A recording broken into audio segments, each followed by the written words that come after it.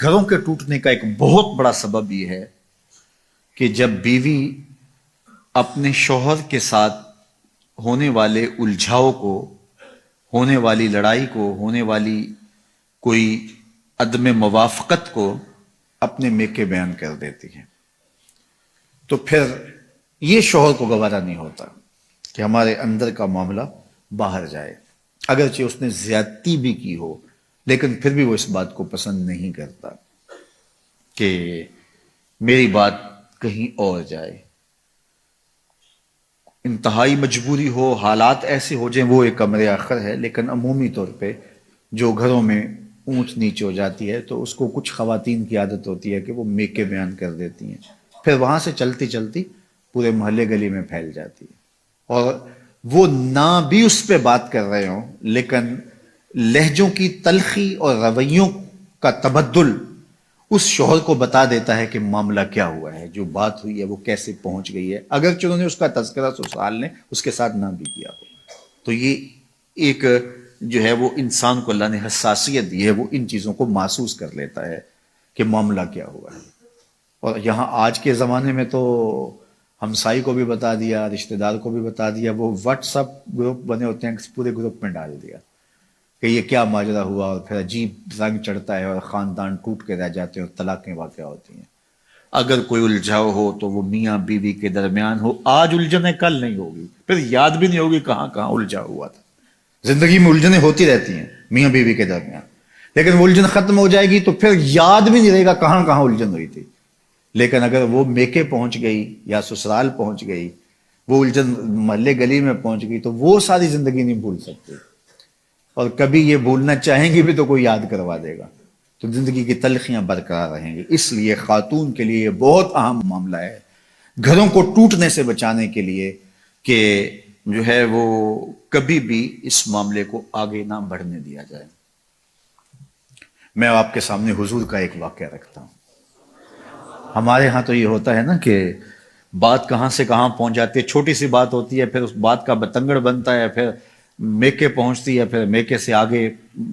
خالاؤں میں، پھر نانی دادی، پتہ نہیں کہاں تک بات چلی جاتی ہے، اور پھر اس پہ تبصرے شروع ہوتے ہیں، اور پھر گھروں کا چین لٹتا ہے، پھر لڑائیاں بڑھتی ہیں، پھر فساد پیدا ہوتے ہیں، پھر طلاق تک نوبت ہوتی ہے، بعض کا بچے بھی ہوتے ہیں، بچے رل جاتے ہیں بیچارے۔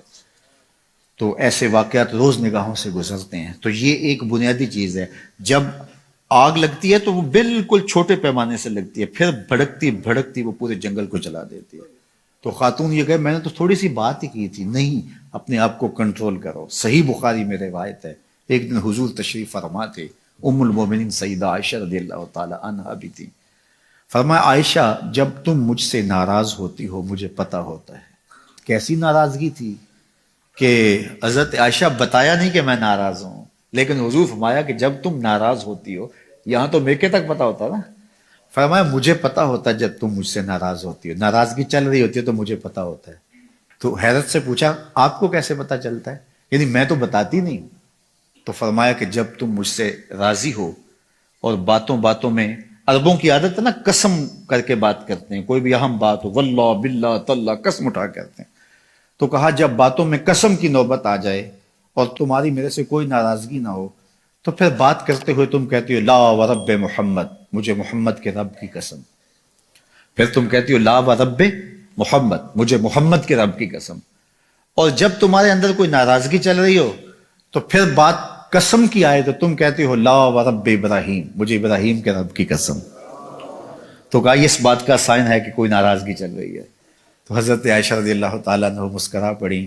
اور عرض کی یا رسول اللہ ما احجر الا اسمک، نام چھوڑتی ہوں دل میں آپ ہی ہوتے ہیں، نام چھوڑتی ہوں دل میں آپ ہی ہوتے ہیں۔ آپ دیکھیے کہ اگر کوئی طبیعتوں کے تفاوت کی وجہ سے کوئی ایسا معاملہ ہو بھی گیا تو کتنی حساسیت ہے ناراضگی کے اظہار کا۔ اللہ اکبر، یہ رنگ دیکھیے اور یہ جمال دیکھیے اور یہ خوبصورتی دیکھیے، چونکہ حضور سے اگر ناراض ہوتی ہیں تو پھر کوئی ایسی بات تو نہیں کر سکتی، صرف شوہر ہی نہیں رسول بھی تو ہے نا، کتنا بڑا منصب ہے، تو اس منصب کا خیال ہے۔ تو کہا کہ عائشہ جب تم ناراض ہوتی ہو تو بات قسم کی آئے تو تم کہتی ہو لا ورب ابراہیم، مجھے ابراہیم کے رب کی قسم۔ تو فرمایا لا احجر الا اسمک، حضور نام چھوڑتی ہوں دل میں آپ ہی بستے ہیں، دل میں ڈیرے آپ کے ہوتے ہیں، دل میں بسیرے آپ کے ہوتے ہیں. تو طبیعتوں کے اندر ایک دوسرے کا اتنا لحاظ رکھنا، یہ پھر طبیعتوں کے اندر بودھ کی بجائے قرب پیدا کرتا ہے.